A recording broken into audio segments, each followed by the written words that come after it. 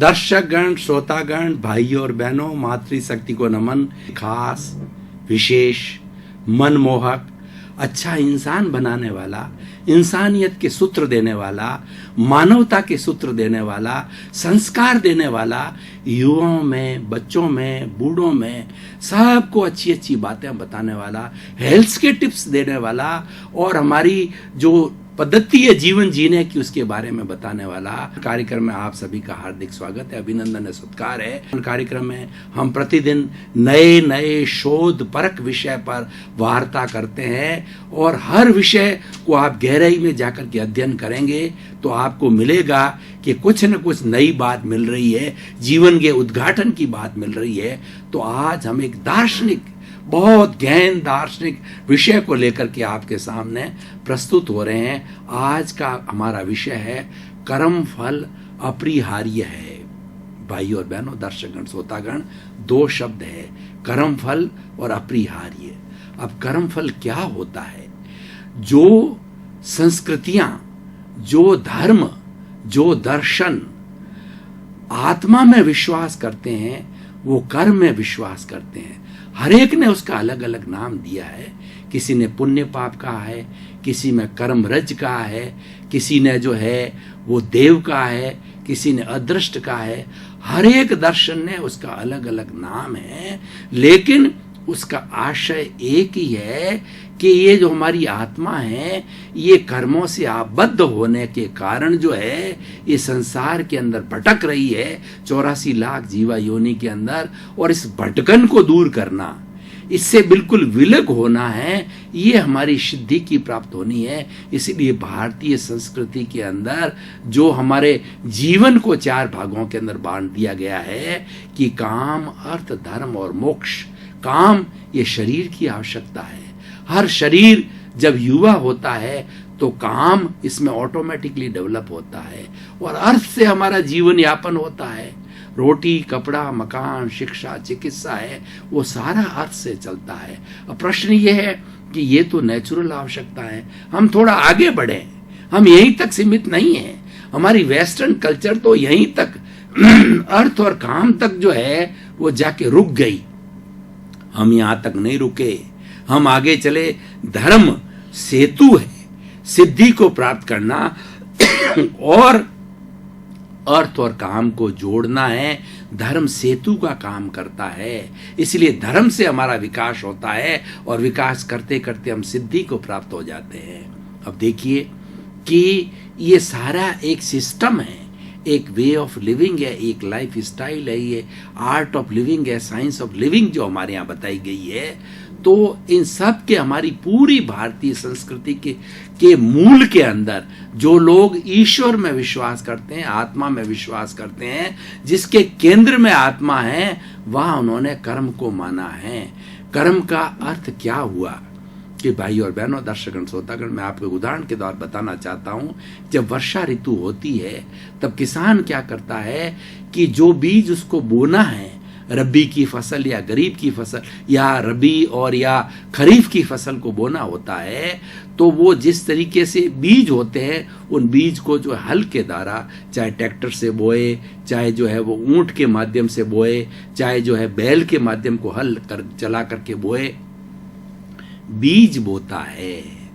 और बीज बोने के पहले किसान स्वतंत्र है। हियर लाइज द पॉइंट, कर्म फल, कि वह बीज बोने के पहले स्वतंत्र है कि वो बाजरा बोए या गेहूं बोए, मूंग बोए, मोठ बोए, ग्वार बोए, क्या बोना चाहता है उसके पहले जैसी जैसी जो जमीन है उसके लिए वो स्वतंत्र है। लेकिन एक बार बीज डाल दिया, बाजरा डाल दिया, तो बाजरा ही उगेगा। बाजरा डालने के बाद में वो इंतजार करे कि मुझे गेहूं मिलना चाहिए, वो संभव नहीं है। ठीक उसी तरह से हमारी आत्मा जो इस शरीर से आबद्ध है, ये जो शरीर है एक मंदिर है और इस मंदिर के भीतर जो है हमारा प्रभु विराजमान है, वो शुद्ध आत्मा भगवान है और हर जीवित प्राणी में विराजमान है। छोटा से छोटा कीड़ा मकोड़ा, पेड़ पौधे, ऊंट, बैल, घोड़ा, गधा, कुछ भी हो, हर एक जीवित प्राणी के अंदर भीतर जो है वो शुद्ध आत्मा भगवान प्रभु विराजमान है।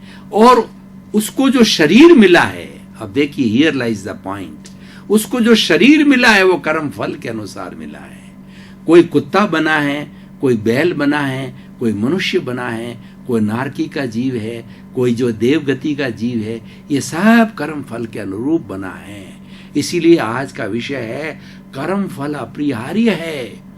कर्म आपने जो ही कॉज डाल दिया, कर्म बीज डाल दिया, तो कर्म बीज डालने के बाद में वो कर्म फल देगा, कर्म परिणाम देगा, और उसी के अनुरूप आपका जीवन होगा, उसी के अनुरूप आपका शरीर होगा, और उसी के अनुरूप ही सारी आपकी जीवन की प्रक्रिया होगी। इस जीवन को जीने के लिए हमारे पास में 3 बड़े साधन हैं, मन वचन और काया। ये पंचेंद्रिय जीव के होते, पर बेचारे कुछ ऐसे एकेंद्रिय जीव है जिनके मन नहीं होता, वचन नहीं होता, केवल काया होती है, लेकिन वो भी जीते हैं, वो भी कर्म का बंधन करते हैं, वो भी कर्म फल को प्राप्त करते हैं, और वो भी जो है कर्म बीज को डालते हैं। उनका विकास बहुत कम होता है। और हम मनुष्य हैं, हम पूर्ण विकसित प्राणी हैं। एकेंद्रिय के जीव, बेंद्रिय के जीव, तेंद्रिय के जीव, चतुरेंद्रिय के जीव, पंचेंद्रिय के जीव। एकेंद्रिय के जो जीव होते हैं, जैसे पृथ्वी का है, अप का है, तेजस का है, वायु का है, वनस्पति का है, ये सब स्थावर जीव है, वो एकेंद्रिय के जीव है। इनके शरीर, लेकिन इनके हर एक अध्यवसाय होता है। अध्यवसाय के माध्यम से जो है वो कर्म जो है बीज डालते हैं, और वो कर्मों का बंधन करते हैं। कर्म बीज डालिए, कॉज कहिए, कर्म बंधन कहिए, सारे पर्यायवाची है। वो डालता है, और वो डाल करके और फिर आने वाले समय के अंदर उसका भुगतान करता है। उसका जो कर्म फल मिलता है, उसको कर्म परिणाम मिलता है। तो मैं आज इस शीर्षक के माध्यम से क्या कहना चाहता हूं कि जो आपने बीज डाल दिया, जो आपने कॉज डाल दिया, जो आपने कर्म फल डाल दिया, तो वो पक करके जो है, वो जो कर्म बीज डाल दिया, वो पक करके कर्म फल और कर्म परिणाम के रूप में आएगा, और वो आपको भुगतना होगा, निश्चित रूप से भुगतना होगा। चाहे कोई बड़ा से बड़ा भगवान ही क्यों न हो, राम क्यों नहीं हो, कृष्ण क्यों नहीं हो, ऋषभ क्यों नहीं हो, महावीर क्यों नहीं हो, सब ने अपने अपने कर्मों को, फलों को भुगता है, और अपरिहार्य है। उन्होंने किसी न किसी जन्म में कॉजेज डाले हैं, उन्होंने ओपिनियन दी है, उन्होंने प्रतिक्रिया की है, और उन्होंने भाव को बिगाड़ा है, अच्छा किया और बुरा किया है, तो वह कर्म फल और कर्म परिणाम के रूप के अंदर आज उसको भुगतना पड़ रहा है। हम कई बार सोचते हैं, देखते हैं कि वह तो बहुत आनंद कर रहा है, वह तो कई अनैतिकता के कार्य कर रहा है, लेकिन खूब ऐश आराम कर रहा है, उसके बंगले हैं, उसके गाड़ियां हैं, ऐश है। तो भैया, उस व्यक्ति ने जो है पूर्व जन्म के अंदर कोई अच्छे कर्म बीज डाले हैं, अच्छे कॉजेज डाले हैं, तो आज अच्छे कर्म फल रूप में, जिसको कि हम पुण्य कहते हैं, और आज जो कोई कष्ट भोग रहा है, जिसको पाप कहा जाता है, लेकिन ये फल हमको हमारे जो पूर्व जन्म है उसके अंदर डाले हुए कॉजेज का प्रतिफल है, उसकी प्रतिध्वनि है, और वो अपरिहार्य है, वो हमें भुगतना पड़ेगा, उसके अलावा कोई इलाज नहीं है। इसीलिए नए जो आप कर्म बीज डालो, उसके लिए अवेयर रहो, उसके लिए इस पाठ को पढ़ लो कि हमने किसी के प्रति भाव नहीं बिगाड़ना है। क्योंकि ये जो भाव बिगड़ता है कि वो व्यक्ति ऐसा है, वो व्यक्ति बुरा है, वो व्यक्ति शराबी है, वो व्यक्ति जुआरी है, और उसकी हम किसी की निंदा करते हैं और किसी के प्रति बुरा सोचते हैं, ये सारे हमारे भाव है, ये सारी नेगेटिविटी है। और जब हम ये भाव बिगाड़ देते हैं, तो हमारा भाव बिगड़ने के साथ साथ के अंदर ही हमारा कर्म बीज का वपन हो जाता है, हमारा कॉज हो जाता है। क्यों? कि हमने ओपिनियन दी, हमने जो अभिप्राय दिए किसी के बारे में। अरे भाई, हमें क्या अधिकार है किसी के अभिप्राय देने का? कोई व्यक्ति भुगत रहा है, अच्छा कर रहा है, बुरा कर रहा है, वो तो अपने कर्म फल के अधीन है। कर्म फल अपरिहार्य है, वो उसको भुगत रहा है, और वो व्यवस्थित शक्ति के अधीन है। कई संजोग मिलकर के उसको भुगता रहे हैं, वो अकेला नहीं भुगत सकता। उसमें आपको प्रतिक्रिया करने का कोई अधिकार नहीं है, लेकिन हम कर बैठते हैं। हम हर बार कहीं न कहीं अपना प्रतिक्रिया ओपिनियन बिन मांगे दे देते हैं। यानी हम अपने 24 घंटे में देखें हम कितनी बार भाव बिगाड़ते हैं। हम क्यों बिगाड़ते हैं? हमको अधिकार ही नहीं है और हमको ये अज्ञानता है। और जिस व्यक्ति को ज्ञान हो जाता है वह व्यक्ति कभी भी जो है वह भाव नहीं बिगाड़ेगा किसी के बारे में। वह अपने अवगुण देखेगा, दूसरे के गुण देखेगा, वो गुण ग्राह्य हो जाएगा। इस व्यक्ति एक शराबी भी है, उस व्यक्ति के अंदर वो गुण देखेगा। एक अय्याशी व्यक्ति है, उसमें भी वो गुण देखेगा। गुण के बारे में आपको एक उदाहरण देना चाहता हूं। महाभारत के अंदर एक उदाहरण आता है, एक कुत्ते का शव जो कि बहुत बदबू मार रहा था, उसको रास्ते के अंदर डाल दिया। उस रास्ते से भीष्म पितामह गुजरे, द्रोणाचार्य गुजरे और कर्ण गुजरे और बहुत से बड़े बड़े दिग्गज जो थे, दुर्योधन वगैरह, सभी उधर से गुजरे और हर एक ने अभिप्राय दिया कितनी बदबू आ रही है, ये किसने डाला, ये कौन बेवकूफ था जो यहाँ डाल गया बीच के अंदर, सड़ा हुआ डाल दिया, इसको फिकवा दीजिए। सारी बातें अपने अपने अभिप्राय दिए, अपनी अपनी ओपिनियन दी, अपने अपने कॉजेस डाले, अपने अपने कर्म बीज डाले। भगवान कृष्ण और अर्जुन जा रहे थे तो भगवान कृष्ण ने कहा, अर्जुन देखना, इस जो कुत्ते का जो मरा हुआ कुत्ता है, इसके दांत कितने चमक रहे हैं, सिल्वर की तरह चमक रहे हैं। उन्होंने उसके अवगुण को नहीं देखा, उसके गुण को देखा। तो जो व्यक्ति अपने अवगुणों को देखता है और दूसरे के गुण देखता है, वह व्यक्ति अपना शुद्धिकरण कर सकता है और वह व्यक्ति शीघ्र ही सिद्धि को प्राप्त कर सकता है। अगर किसी को सिद्धि की प्राप्त करनी है तो और अपने पुराने कर्म फल आपने डाल करके और कर्म आज परिणाम भुगत रहे हो और उस परिणाम के साथ साथ के अंदर कर्म फल मिल रहा है आपको, तो उसका भी रास्ता है। जो है कर्म ही सर्वा नहीं है और वह कोई किसी तरह की शैतान जो अवस्था नहीं, उसको भी बदला जा सकता है। कैसे बदला जा सकता है? प्रतिक्रमण करने के लिए बदला जा सकता है। मैं आपको 5 चीजें बताना चाहता हूं कि कर्म फल अपरिहार्य है, लेकिन कर्म फल में हम कैसे शांत रहें, कैसे आनंद रहें। हमने बोया, हमारा बोया हुआ है, आज कर्म फल और कर्म परिणाम के रूप में हमको मिल रहा है, उसको कोई रोक नहीं सकता। दुनिया की कोई भी ताकत, कोई भी बड़ा देवता, कोई भी बड़ा भगवान, आपका जो कर्म फल और कर्म परिणाम आपको मिल रहा है उसमें कोई रद्दो बदल नहीं कर सकता। लेकिन आप स्वयं कर सकते हो। आप स्वयं कैसे कर सकते हो, मैं साधन बताना चाहता हूं। पहले एक होता है सामायिक, दूसरा आलोचना, तीसरा प्रतिक्रमण और चौथा प्रत्याख्यान। ये 4 सूत्रों के माध्यम से आप कर्म फल और कर्म परिणाम जो भुगत रहे हैं उसमें अशांत नहीं होंगे। उसमें बिल्कुल आप जो शांति की अवस्था में रहोगे, आनंद की अवस्थाओं में रहोगे, संतुलन की अवस्थाओं में रहोगे। क्यों? कि आपका चिंतन चालू हो जाएगा कि ये किया हुआ मेरा ही है, ये दूसरे का नहीं है और सामने वाला मुझे कोई कष्ट दे रहा है। देखिए, कर्म फल भुगतने के लिए कोई न कोई निमित्त चाहिए।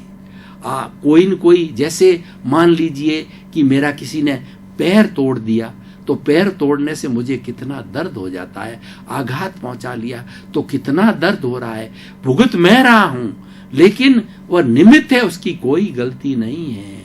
वो व्यक्ति जब ये चिंतन करने लग जाता है कि दोष उसका नहीं है, वो तो एक निमित्त बना है, वो तो व्यवस्थित शक्ति के अधीन, संजोग के अधीन है, वो कर गया, वो तो मेरा हितैषी है, उसका कोई न कोई जो है कॉज मैंने पुराने समय के अंदर डाला है, कर्म फल डाला था, जो कि आज जो हमारा कर्म जो है फल और जो है जो कर्म परिणाम रूप में आया है, तो मैं तो उसके प्रति कृतज्ञता ज्ञापित कर रहा हूं, मेरा हिसाब पूरा कर रहा है। जब ये चिंतन आता, हमारे पॉजिटिविटी आ रही है। अभी तो हम नेगेटिविटी में थे कि उसने गलत किया, उसकी हम निंदा करने लग जाएंगे, उसको मारो पीटो, उसको पकड़ो और साथ बात करने लग जाएंगे।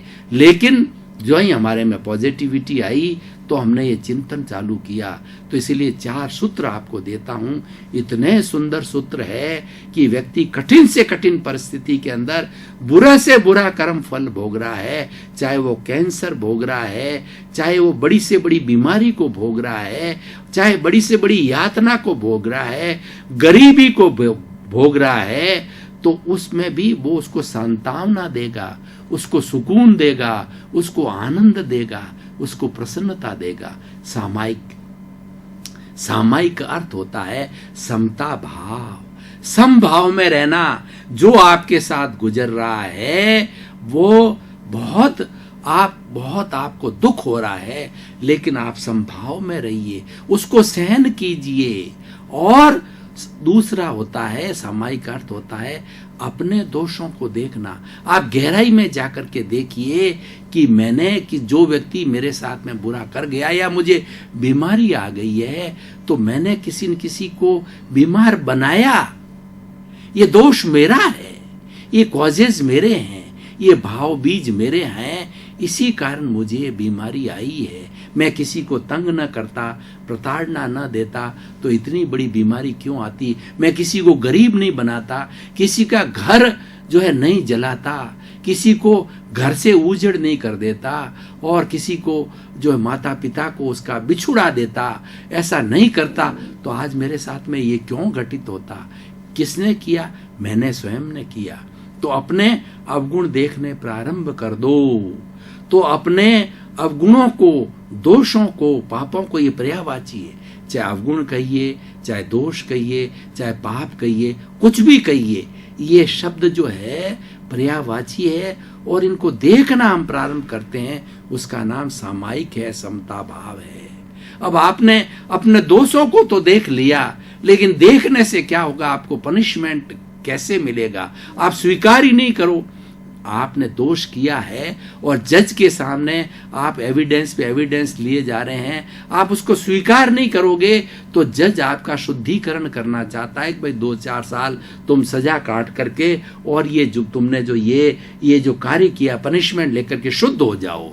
लेकिन आप स्वीकार नहीं करते हो। तो ईश्वर के घर का पनिशमेंट है, शुद्धिकरण है, जो आप भुगत रहे हो, जिसमें शांति प्राप्त करनी, वो शुद्धिकरण है। और इससे हट जाओ, फिर वो आपके सुख की प्राप्ति हो जाएगी।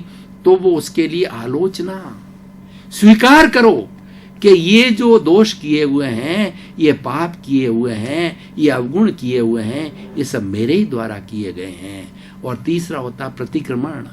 आप खूब एक बच्चे की तरफ सरल हृदय होकर के जिस प्राणियों के साथ में किया है, जो प्राणी जिसने आपको मारा है, या अदृश्य प्राणी है, प्रत्यक्ष अप्रत्यक्ष है, उनकी शुद्ध आत्माओं को जो है आप प्रतिक्रमण कीजिए, क्षमा याचना कीजिए कि मैंने प्रत्यक्ष अप्रत्यक्ष रूप से किसी को कष्ट पहुंचाया है, तो शुद्ध अंतःकरण से मैं आपसे क्षमा याचना करता हूँ। बार बार सरल हृदय से क्षमा याचना कीजिए, उसको प्रतिक्रमण कहा जाता है। क्षमा याचना करने में बहुत बड़ा लाभ है, बहुत बड़ी शुद्धि होती है। बड़े से बड़े जो कर्म फल हम भुगत रहे हैं, कर्म परिणाम भुगत रहे हैं, वो तुरंत शुद्ध होने लग जाते हैं। उसकी इंटेंसिटी बढ़ जाती है शुद्धिकरण की। क्यों?